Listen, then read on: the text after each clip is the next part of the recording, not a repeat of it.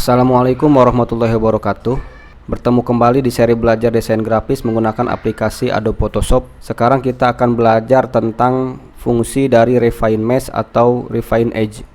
Sebelumnya perlu kita ketahui bahwa fungsi dari Refine Mesh atau Refine Edge merupakan sebuah fungsi untuk memperbaiki atau mengedit sebuah seleksi yang sudah kita buat menggunakan selection tool untuk membuat seleksi, baik menggunakan pen tool, lasso tool, quick selection tool maupun tool seleksi lainnya. Sebelumnya di video sebelumnya kita sudah belajar tentang teknik cropping ya. Dalam teknik cropping tersebut kita sudah belajar bagaimana cara menggunakan berbagai tool yang berfungsi untuk menyeleksi sebuah objek untuk keperluan proses cropping. Baiklah, kita langsung saja. Silahkan dibuka dulu aplikasi Adobe Photoshop-nya. Lalu kita buka sebuah file yang akan kita seleksi dan kita refine ya, atau kita perbaiki atau kita edit menggunakan Refine Mesh atau Refine Edge.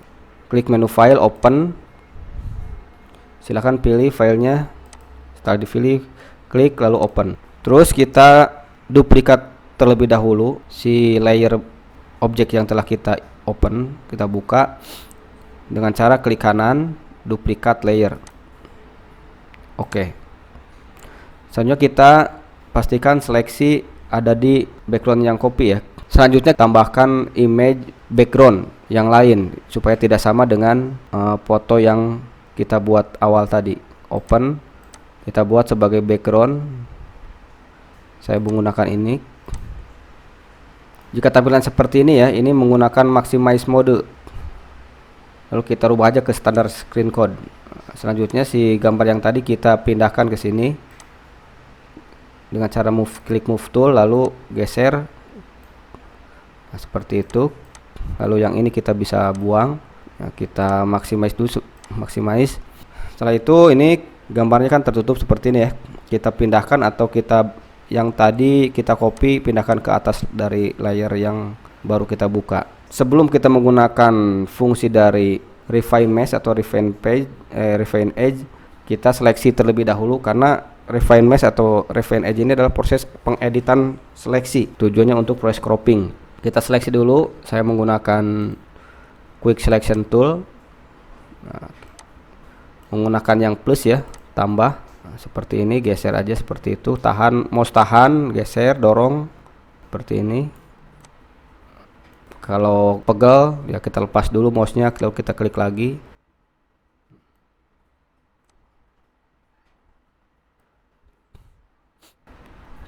Yang sebelah sini kita bisa kurangi ya seleksinya dengan cara klik yang ini, yang subtract from selection, lalu klik di sini. Nah, lalu dorong. Juga sama, klik, dorong. Nah, selanjutnya kita sudah menseleksi objek yang kita buka tadi. Selanjutnya kita akan gunakan fungsi dari Refine Mesh atau Refine Edge untuk mengedit seleksi yang sudah kita buat. Caranya adalah klik di sini ya. Di sini Refine Edge, atau bisa juga menggunakan menu select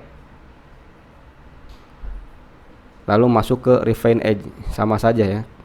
Bisa menggunakan menu select Refine Edge maupun menggunakan tombol dari property bar yang ini. Lalu klik Refine Edge. Untuk Adobe Photoshop CS3 akan berbeda ya tampilan dari Refine Edge-nya. Untuk Refine Edge pada Adobe Photoshop CS6 ini lebih lengkap. Sedangkan kita ini menggunakan CS3 seperti ini tampilannya. Nah, ini ada pilihan standar, maskingnya, quick mesh, ada pilihan on black seperti itu, ada pilihan on white, ada pilihan mesh. Nah, di sini ada beberapa option fasilitas dari si Refine Edge atau Refine Mesh. Ada fungsi radius, kontras, smooth, feather, dan contract atau expand. Nah, nanti di setiap kita memilih dari salah satu fasilitas, maka akan muncul di sini ya, di pojok di sini nih akan muncul view antara 0 sampai 100. Nah, di sini ada muncul di bawah itu ada gambar pohon. Nah, lihat ya di situ dialog box refine edge pojok kanan sebelah bawah. Di situ muncul ketika kita menghover atau menggerakkan mouse ke fasilitas radius, maka di situ terlihat ada dua buah pohon, sebelah kiri itu radius 0, sebelah kanan itu radius 100. Nah, terlihat di situ ya. Ketika kita menggunakan radius 0, maka akan terseleksi seperti itu. Jika kita menggunakan radius lebih besar, maka seleksinya akan lebih detail. Namun tentu saja akan ada kelemahan dan kelebihan. Kita cek ya radius. Nah, akan muncul seperti ini nanti tampilannya. Kalau kita rubah ke dalam bentuk seleksi, nanti seleksinya akan bertambah seperti ini. Nah, kita nolkan lagi dulu. Nah, seperti itu. Kalau kita on white akan seperti ini. Nah, nanti akan seperti ini hasilnya.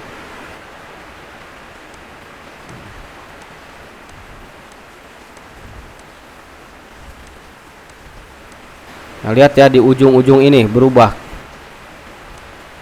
Kalau kita klik dalam menu standar, nah, seperti ini. Kalau kita lihat dalam mode on black, nah, seperti itu hasilnya nanti.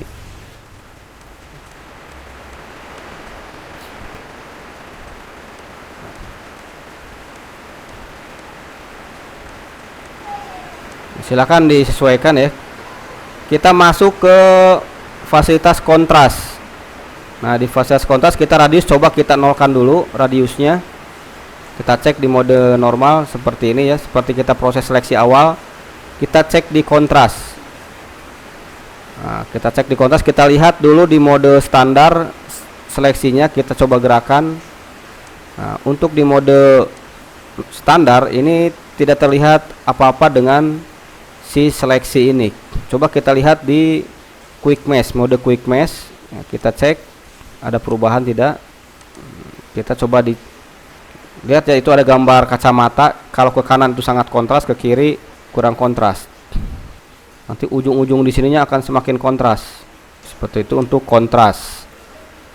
Tuh lihat ya, ujung-ujungnya akan terlihat lebih kontras. Coba kita, nah ini akan lebih ngeblur pinggirnya. Tapi kalau ke kanan akan semakin kontras, semakin tegas. Seperti ini terlihat. Kita nolkan lagi. Kita lanjut ke fasilitas semut. Nah, di bawah ada gambar pohon kaktus. Ini semakin ke kanan semakin semut. Nah, kita lihat semakin ke kiri semakin tidak semut. Ini 0. Kita cek. Nah, seperti ini. Nah, lihat di kanan di tangannya ya. Lihat di sini. Dia akan menjadi melengkung. Seperti itu. Nah, kita nolkan lagi. Kita masuk ke fasilitas feeder. Lihat di bawah ada gambar bulu. Nah, semakin ke kanan maka semakin ngeblur dan membentuk shadow. Semakin ke kiri semakin tidak blur, semakin tidak ngeblur atau tidak ada shadow. Kita cek ya. Nah, seperti itu. Nah, semakin ke kanan maka semakin ngeblur dia. Tuh. Kalau kita cek dalam ini hitam semua.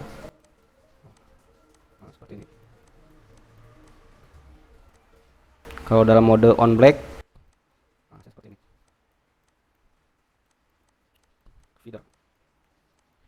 Selanjutnya adalah fasilitas contract atau expand, meluaskan.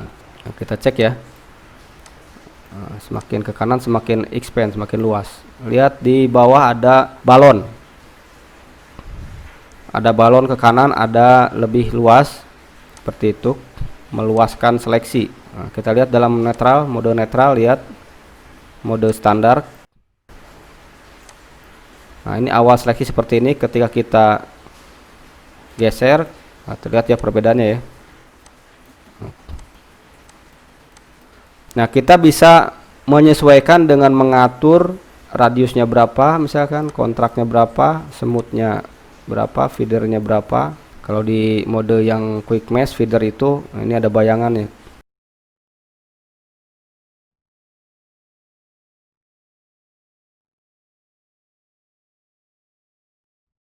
Nah, kita bisa atur-atur. Nah, ini feeder, bayangan, sama ngeblur, construct, meluaskan seleksi seperti itu. Nah, kalau dirasa sudah sesuai keinginan, lalu kita klik OK. Nah, akan terpilih seperti ini, kembali seperti tadi. Lalu kita bisa dengan dua cara ya, cara mengcroppingnya. Yang pertama dengan cara menghapus background, atau kita dengan cara mengambil langsung gambarnya, ditarik. Kita coba dengan menghapus background dulu ya. Untuk menghapus background, kita pindahkan dulu seleksinya untuk menyeleksi background dengan cara inverse selection. Dengan menu select, masuk ke inverse selection atau menggunakan shift control I. Nah, akan seperti ini. Kita bisa delete di sini. Nah, di sini ya, ini adalah efek dari feather dan expand, terlihat seperti ini. Ada shadowingnya. Itu cara pertama untuk croppingnya. Cara pertama menghapus background. Cara kedua adalah kita kembali dulu ya ke history sebelumnya, ke sini. Dengan cara kedua kita bisa menyeret dan kita membuat dokumen baru.